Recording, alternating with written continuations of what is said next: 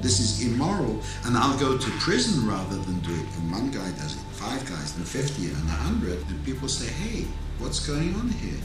These aren't cowards, these aren't traitors.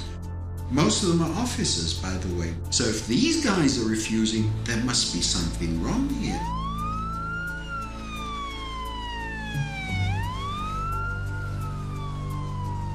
Nobody can argue with what I've seen. I mean, they may not like how I say it, or they may not like all the facts that I convey. It may sound like I'm imbalanced, but the fact is, when you're dealing with oppression, there is no balance.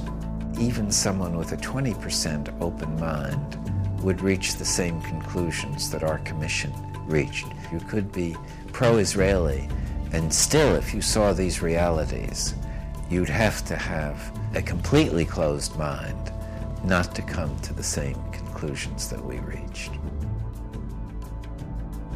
So the violence begins with the occupation. The opposition is resistance to the occupation. Resistance to violence is legitimate in any country in the world. I may disagree with some of the acts of resistance. I think some of the tactics are stupid.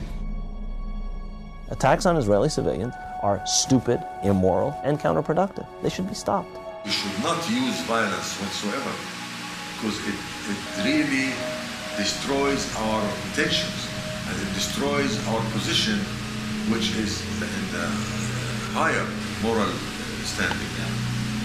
We are the victims, and the world should not understand that we are the victims. Criticizing the Israeli government policy for assassinating people or for shooting children and maiming them, for thousands of children, that's not anti-Semitic, that's humane.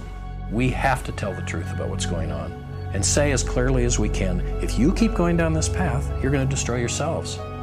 No enemy will have to destroy you. You're rotting from within because of the methods you're using against innocent people. I don't think, even with the best video that you can make, Americans will really understand what it is like to be a Palestinian under occupation. I guarantee you, if you spend 1 week in Gaza or in the West Bank, you will understand it in a very profound way.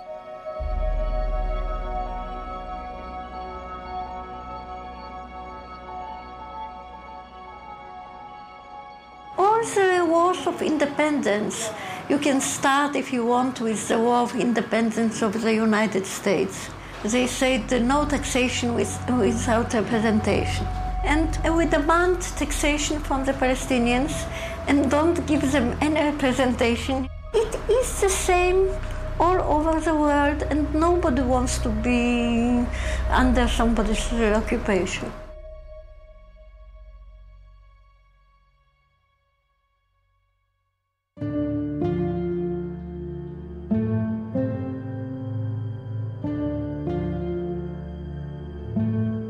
As an Israeli, we go to India and to South America to meet the Native American Indians. We're looking for these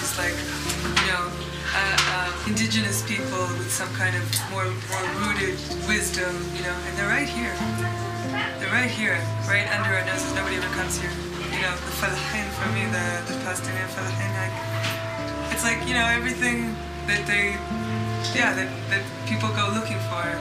People with deep roots, really connected to the earth, with this romance with their land, and just incredibly wise and open-hearted, and simple, beautiful, and Israelis never see them unless it's through Target.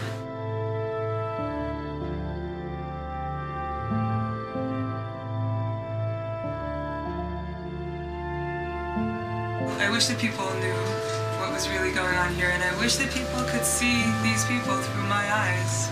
That's what often I'm looking at people and they're so incredibly beautiful. I'm just thinking, I wish that Israelis could for 1 minute see them through my eyes.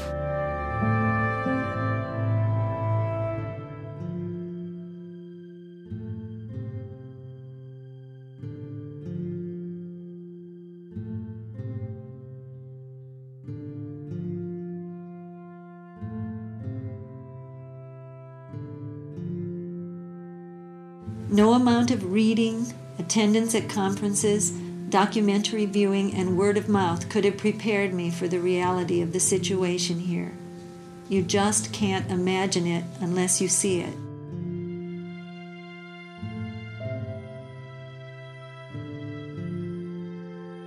This is not at all what I asked for when I came into this world. This is not at all what the people here asked for when they came into this world. This is not the world you and Dad wanted me to come into when you decided to have me. This has to stop. I think it is a good idea for us all to drop everything and devote our lives to making this stop.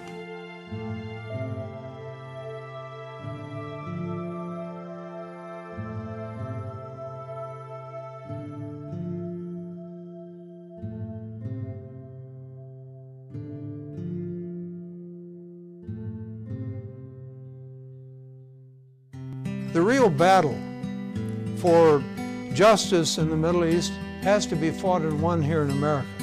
This is an American issue because this is an issue of American foreign policy. The Israelis are talking about this, and I think it's time for Americans to realize they're the only ones not talking about it. And it's actually very dangerous for their own interests and for the interest of Israeli Jews here. I mean, we're not going to be tossed in jail. We're not going to be tortured. You know, we're not facing what people in the occupied territories are facing.